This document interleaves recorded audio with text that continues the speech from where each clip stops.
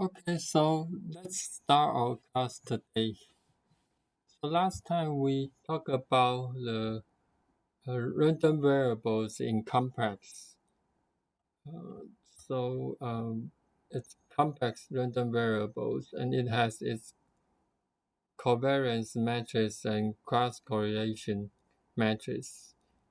And we go to this uh, up to this point. C of x y is 1/2 imaginary part. Now we go to a new section, uh, proper and circularly symmetric random variables. So let's first take a look at the definition. A complex random vector Z is called proper if its pseudo covariance is 0. That is, C sub Z delta is equal to 0. And if Cz delta is equal to 0, then we can have the following property. So C of x is equal to Cy, and Cxy is equal to minus Cxy. And also we have these properties, Cz equal to 2Cx plus 2JCyx, and Cx equal to Cy equal to 1/2 real part of Cz, and Cyx equal to minus Cxy equal to half imaginary part Cz, and Cz delta is equal to Cxy. And if for the special case of n equal to 1, so that we are dealing with a single complex random variable, then the conditions becomes further reduced to be variance of x equal to variance of y, covariance of xy equal to minus covariance yx, which means that z is proper if xy have equal variance and uncorrelated. So proper is of course, a mathematical definition, but rather, conceptually, if we want to understand it, it means equal variance and uncorrelated in some way. Okay, so uh, if it's equal variance and uncorrelated, then it's better behaved. It's sort of like a behaved, well behaved random variable. So we call it proper. So in this case, variance z is equal to 2 variance x. Then in the case of jointly Gaussian random variable, uncorrelated is equivalent to independent. So a complex Gaussian random variable is proper if only if its real and complex parts are independent with equal variance. So Gaussian is even simpler. In other words, if it's Gaussian, then its complex part and real part independent with equal variance, then it is proper. So for a zero mean proper complex Gaussian random variable, the PDF is given by this. Then of course the PDF we don't have to go back and see. It's a very well formulated Gaussian. Okay.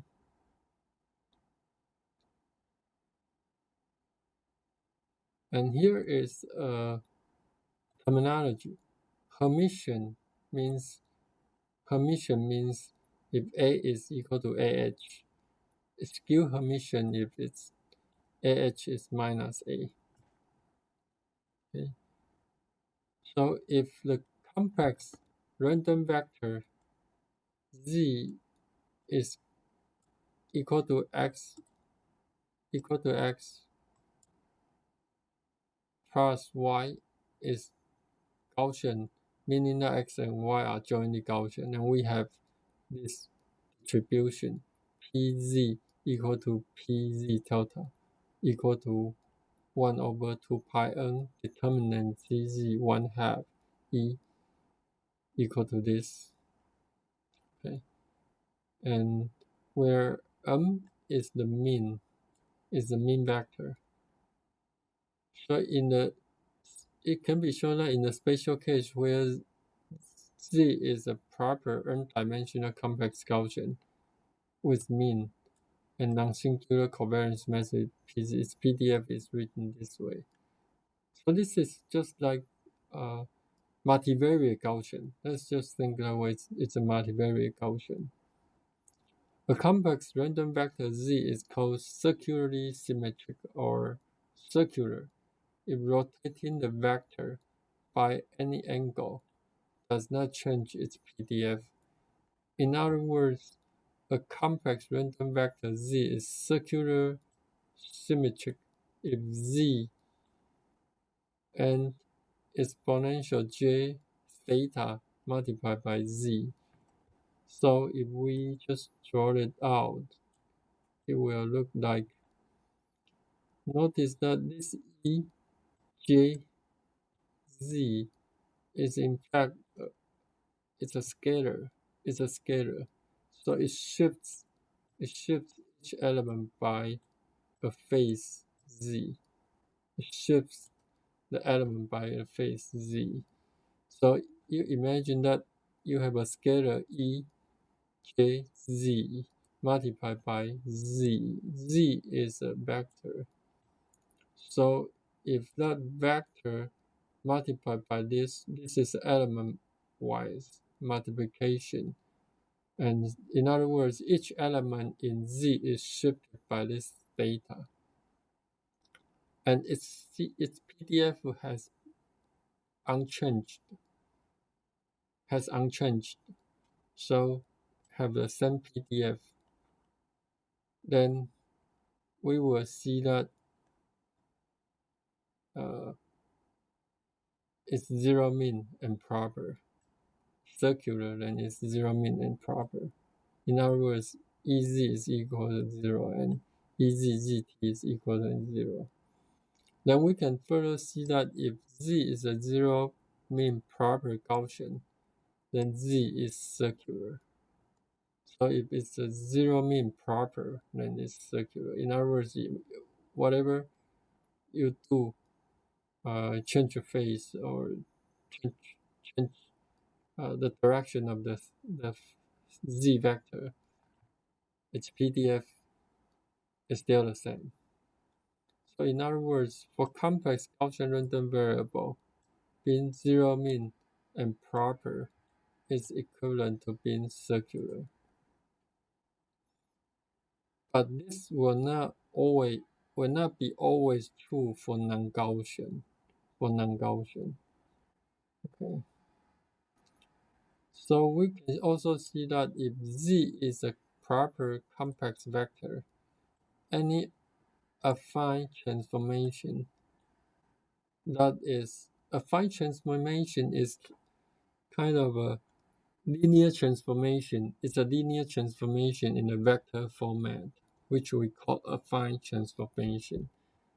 So we write it in the form Z multiplied by A is transformed by A plus the intercept. This is kind of an intercept constant B and transform it into a new variable W. It is also a proper complex vector.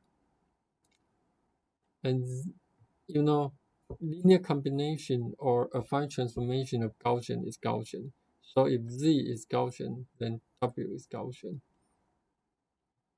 So if Z is a proper Gaussian, then W is a proper Gaussian.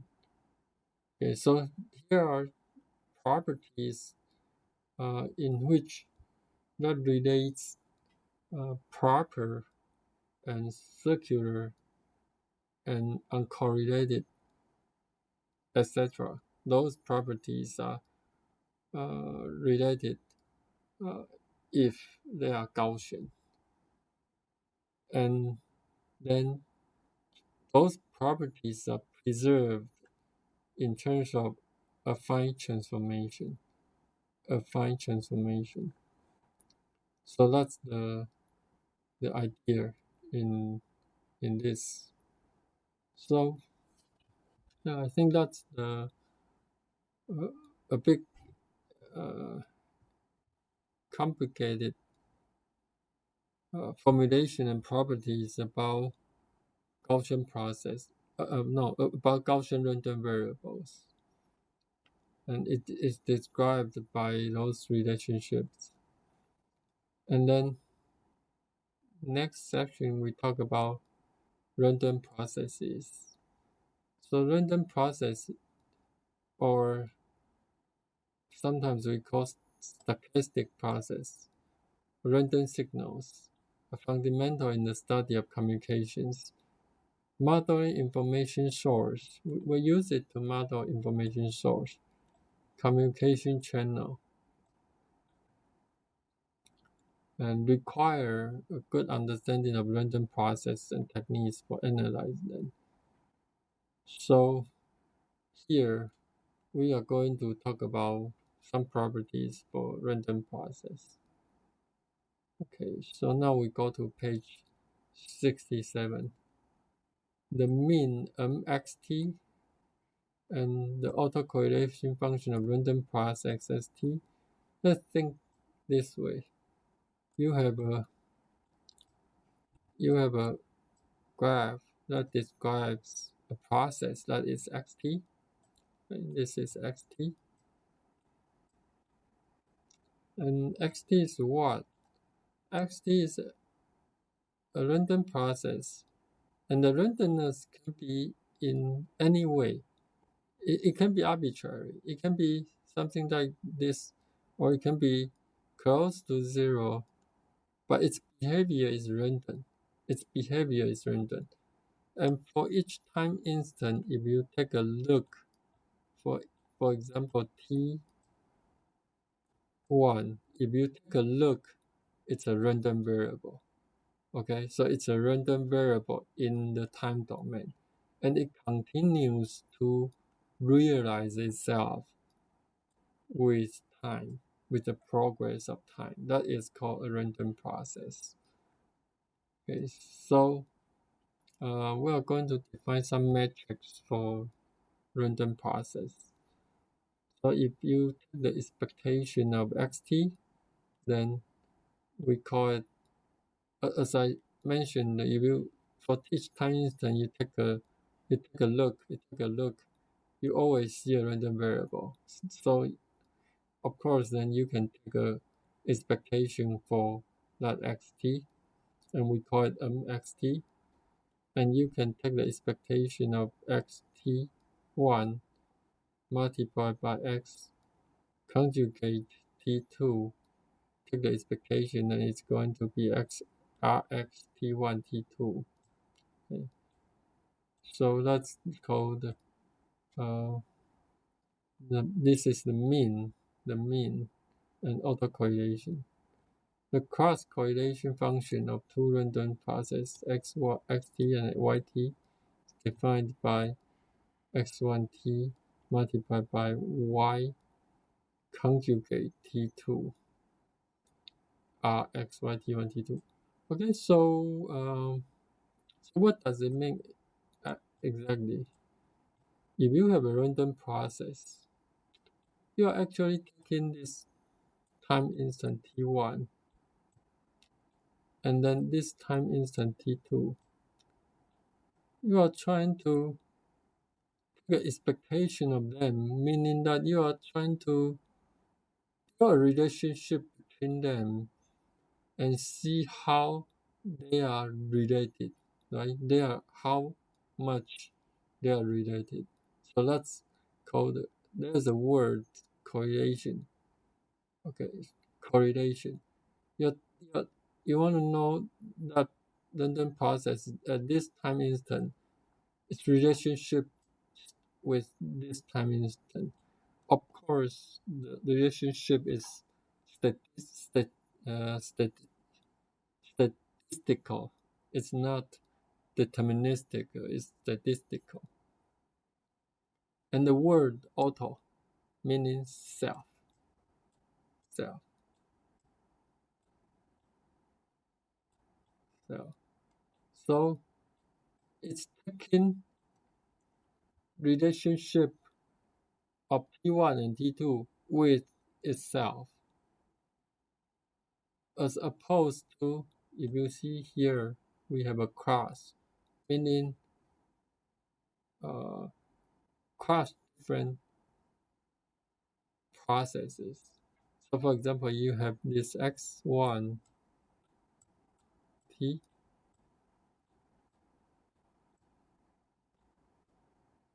and you have this x2, you have this, I'm sorry, I should just use xt, and this is the yt.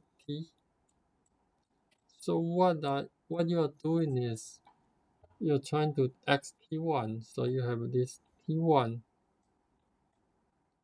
for x, and then you have this t2 point for y, and you're trying to build a relationship between this and this.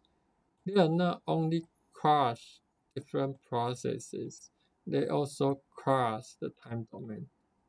Okay, so this thing is cross process and cross time domain. So you see that cross correlation. Okay, so that is kind of the way we want to think of this. And as you know, if the relationship between T1 and T2 is high, you are expecting a high correlation, right? The same as this one, if the relationship between this and this is strong, we are expecting high correlation. Okay, and then there are some properties.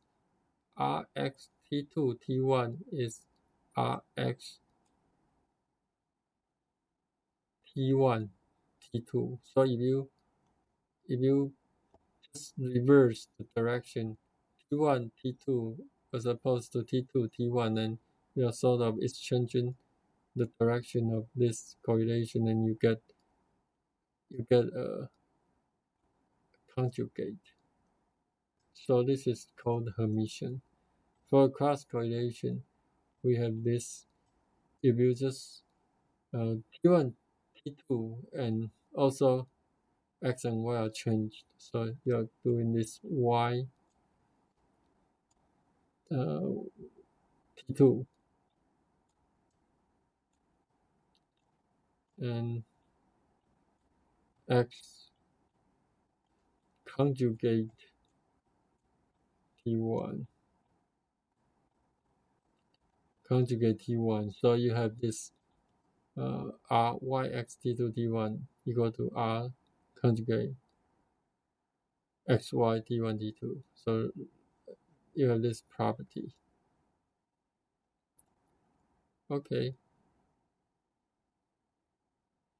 so let's go to uh, a more detailed description of this Y sense stationary random process. Y sense stationary random process. So a random process XT is called Y sense stationary. But the point is there could be different ways to describe the concept of stationary. Right? Regardless of the minor difference, let's see the key word here, stationary. Stationary meaning that its statistical property persists in time. Okay, so let me write it. This may not be that accurate a mathematical description, but a good way to understand it. Statistical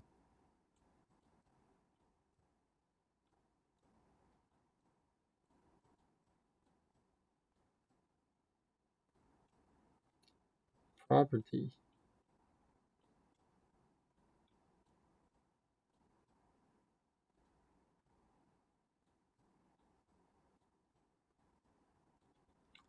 Statistical property persists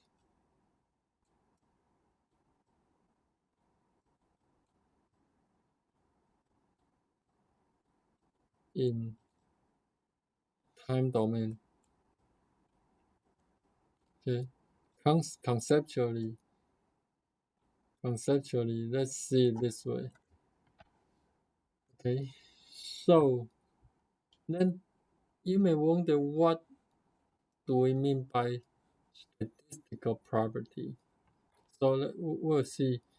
Um, we're going to further define it though. Mean is constant, and Rx is R tau, where tau is equal to T1 minus T2, right? So previously we talked about this correlation uh, with respect to T1 and T2, but but if it doesn't change with time, the only thing that matters is time difference. So for example, if you have this time difference tau, and you shift it to another way which remains different in tau, but the time has changed, right? The time has changed. The absolute time has changed. But as long as the time difference is tau, then the autocorrelation is not changed. It's only related to the time difference. Okay, it's only related to the time difference. That we mean stationary. By that we mean stationary. And then if mean is constant, then of course that xt has no index t anymore because the mean is constant. Okay, so um, we'll say the mean and correlation is constant with time, and then it's white sense stationary. Okay, so for white sense stationary, then we then have some properties. Rx minus tau equal to Rx conjugate tau. Okay, and if two things are to be called white sense stationary, jointly occurs, jointly white sense stationary, then x and y are white sense stationary. R x y t1 t2 is equal to R x y tau. In other words, again, it's only related to time difference, the time difference, rather than the absolute time. So for example, if this time is 100, then we may, with the progress of time, we go to 200, and that cross correlation identical, remain identical, even if the time progress to 200. And the only thing that determines the correlation is the time difference tau instead of t1 t2. Okay, that means stationary. So collectively, you think you I recommend you to think the concept of statistical property. Okay, so for jointly white sense stationary process, R yx minus tau equal to R conjugate xy tau. Then a complex process is White-sense stationary if its real and imaginary part are jointly White-sense stationary. Okay, so that is the description of the thing. I think one thing, there are a lot of equations, descriptions, and properties, but the thing is, think about the image. You think about those random process in your imagination. It takes a little bit of imagination so that you get better understanding. Imagine you have a process. If you take correlation with respect to itself, then that's autocorrelation. If it's taking expectation with respect to each other for two process, then it's cross correlation. And if the correlation and statistical property remain the same with the progress of time, then it's called stationary. Okay, so conceptually, let's think that way, easier to understand. And then here are the mathematical and verbal descriptions. Okay, so I think let's uh, end here for this session, and we'll come back later.